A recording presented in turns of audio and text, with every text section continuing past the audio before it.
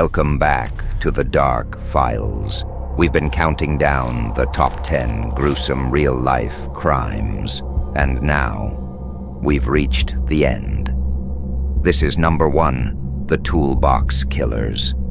In the late 1970s, two strangers met inside the California men's colony prison. Lawrence Bittaker, a career thief with a long rap sheet and a chilling lack of empathy. Roy Norris, a violent offender with a history of sexual assaults and deep psychological scars from childhood.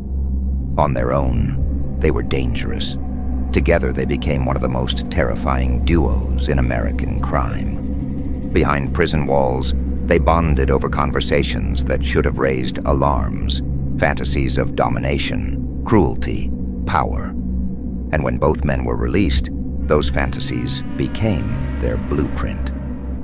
Bittaker bought a silver GMC cargo van. They removed the back windows, added a bed, and filled a toolbox with pliers, ice picks, and hammers.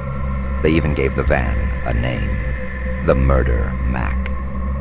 At first, they rehearsed, picking up girls from beaches and highways, sharing alcohol or marijuana, then letting them go, a test, a dress rehearsal for something much darker.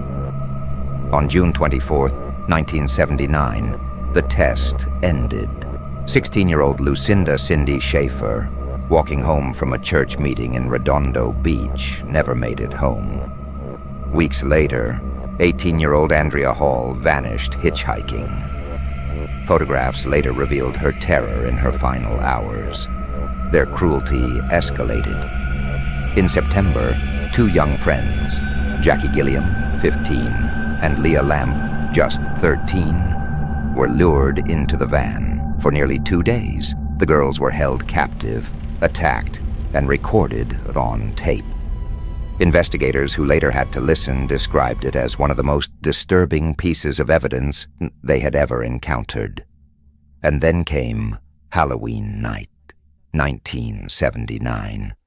16-year-old Shirley Ledford had left a party after an argument with her boyfriend. When Bittaker and Norris pulled up, she recognized them. Bittaker was a familiar face from a local restaurant. Trusting that recognition, she got into the van. This time, they didn't drive to the mountains. They didn't hide. For hours, Shirley was tortured inside the moving van. The men demanded she scream louder. They recorded everything on a cassette tape. It was methodical, sadistic. And when it ended, they discarded her body on a suburban lawn, as if daring the world to notice. It was this murder that finally exposed them. Norris, reckless with pride, bragged to a former prison acquaintance about the crimes. That tip led detectives to connect the dots. Soon they had the van, the photographs, and the tape. When prosecutors played Shirley Ledford's final screams in court, jurors wept. Even the hardened district attorney admitted he was haunted by it for years after.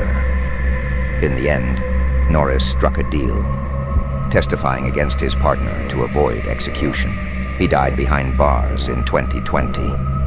Bittaker, the so-called mastermind, was sentenced to death.